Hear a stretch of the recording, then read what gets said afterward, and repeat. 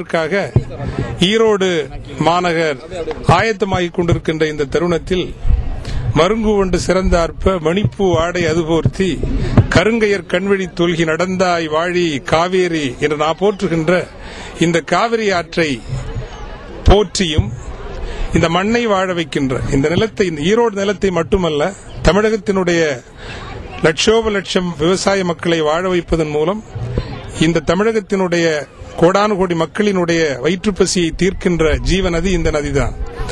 தமிழகத்தினுடைய மக்களை மட்டுமல்ல, தாய் வீடாகிய கன்னடத்து மக்கள், இது கடந்து போகின்ற வழிகளெல்லாம் சந்திக்கின்ற மனிதர்களுக்கு எத்தனையோ வளங்களை வழங்கி நீரின்றி அமையாது உலக எதிர்காலம் அச்சுறுத்தலுக்கு ஆளாகி வருகின்றது.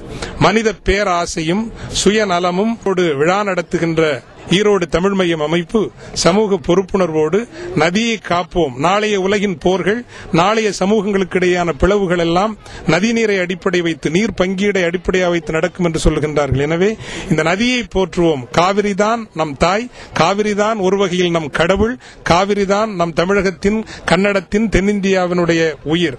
அந்த உயிரை காப்போம் என்ற உணர்வோடு இன்று ஈரோடு நகரின்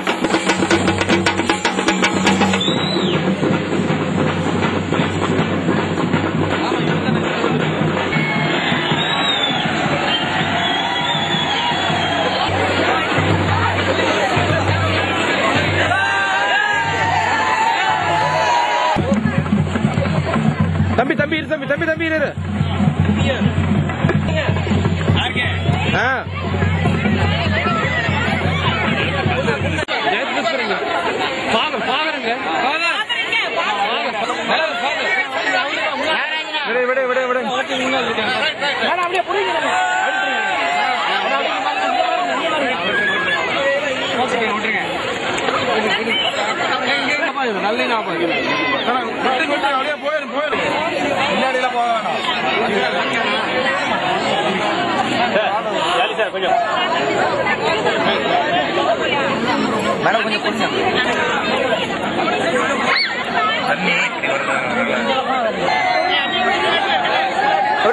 விடுமா இருபது அப்படியே